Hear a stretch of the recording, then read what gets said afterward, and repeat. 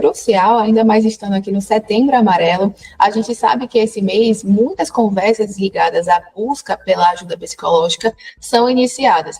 Mas, às vezes, as pessoas acabam buscando as formas erradas, sem necessariamente o uso de um profissional, como é o caso das inteligências artificiais dentro desse campo de auxílio psicológico. Recentemente, uma pesquisa estimou que 58% dos brasileiros já usaram as plataformas de inteligência artificial como amigo ou conselheiro para resolver questões pessoais ou emocionais. Quem vai conversar com a gente sobre isso hoje é o psicólogo Igor Mateus, que vai nos contar um pouquinho mais sobre os danos que esse tipo de prática apresenta. Igor, boa tarde. Eu gostaria de começar perguntando se você acredita que a inteligência artificial pode alimentar uma ilusão de cura ou progresso emocional sem necessariamente ter essa transformação real. Com certeza, principalmente pelo avanço, né, e como atualmente as IAs elas estão conseguindo caracterizar muito bem o sentido humano, né, vamos dizer assim, se caracterizam muito bem, transparecem muito questões ligadas à empatia, a estar acolhendo, a estar entendendo a pessoa que está desabafando, que está se expressando ali com a IA, mas de fato é uma ilusão, porque todas as características, principalmente a empatia, é algo que a máquina não consegue fazer, e que é algo que somente nós, como seres humanos, e até os animais também, possuem a sua empatia, né? Então, de fato, traz uma ilusão muito considerável e também extremamente prejudicial.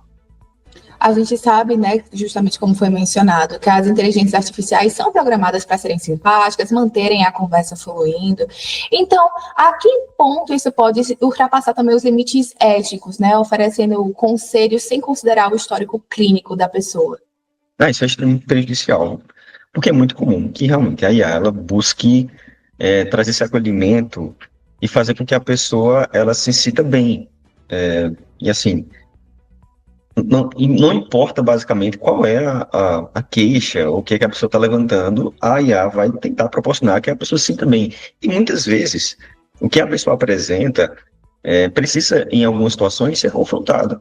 Então, nem sempre a pessoa, quando está se abrindo ali, está pontuando alguma coisa, ela precisa ser acolhida e validada. Em muitos momentos, alguém precisa chegar para ela e pontuar: olha, esse caminho não está certo. Essa condução aqui, essa linha que você está pretendendo seguir, não é mais correta, não é mais viável. Talvez, nesse momento, faça bem para você, mas lá na frente, a longo prazo, não vai ser benéfico para você.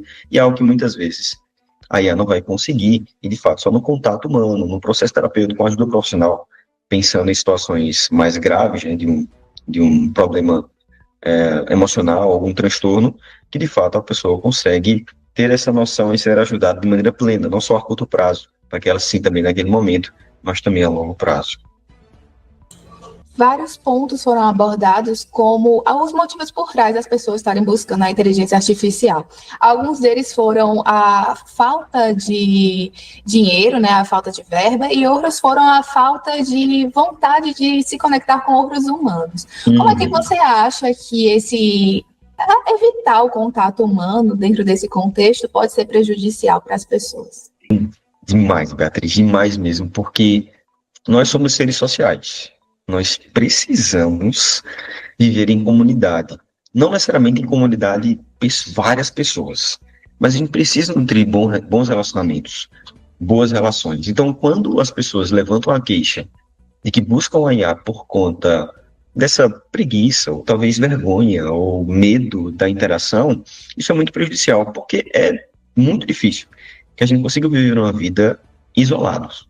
Então, seja no trabalho, seja na escola, seja em qualquer outro ambiente, é natural que a gente precise se relacionar.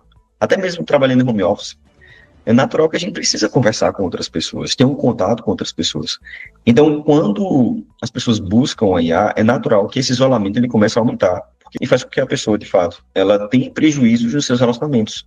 E é muito, muito ruim. Tanto trabalho, tanto questão profissional, tanto questão romântica, como questão de amizades, enfim. Isso é completamente prejudicial. Você acha que em algum momento a inteligência artificial pode acabar trazendo benefícios, como, por exemplo, em alguma situação de crise? Existe alguma forma que ela possa ser usada de um jeito menos danoso? Eu acho que a IA ela pode trazer muito conhecimento, ela pode auxiliar em alguns pontos específicos. Eu trabalho na internet e muitas vezes eu vejo alguns comentários, principalmente no Google, pessoas perguntando assim, como funciona a terapia? Quando buscar ajuda do psicólogo, do psiquiatra? Quem buscar primeiro? São dúvidas que, para mim, como profissional, são simples, mas que algumas pessoas não conseguem ter acesso. Então, seja no Google, seja numa IA, isso pode contribuir. Muito obrigada, Igor, pelas informações. É isso, Verton, a gente tem que usar a inteligência artificial ao nosso favor, sabendo sempre os limites da plataforma e sempre priorizando aí o atendimento e o contato humano por meio de profissionais na área.